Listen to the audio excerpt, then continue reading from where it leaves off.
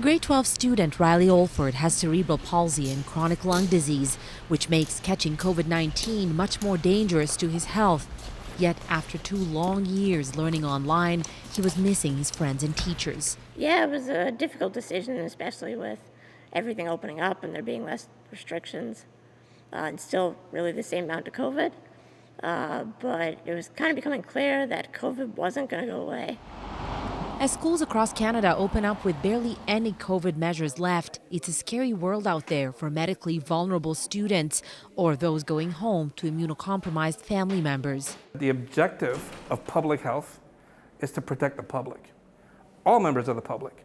This infectious diseases doctor who deals with immunocompromised patients says that relaxing all public health measures in schools shows a lack of social responsibility. When there are measures that are simple and easy to use and effective, like masks and distancing and indoor ventilation, it just boggles the mind that we're not actually using the tools at our disposal to do that.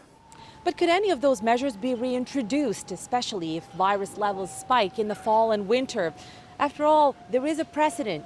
Lunches containing peanuts are banned pretty much everywhere to protect the small number of kids who are allergic to them. This bioethicist thinks it could happen. If the risks of COVID are very, very well understood by the public, if it's known that these measures can help avert illness, hospitalization, and perhaps even death amongst the most vulnerable amongst us, then I think that context changes the acceptability or perceived acceptance of these sorts of measures. Until then, Riley Olford is doing what he can to protect his health. I try to kind of stay away from other people and wait for crowds to clear out in the hall before I go through the hallway.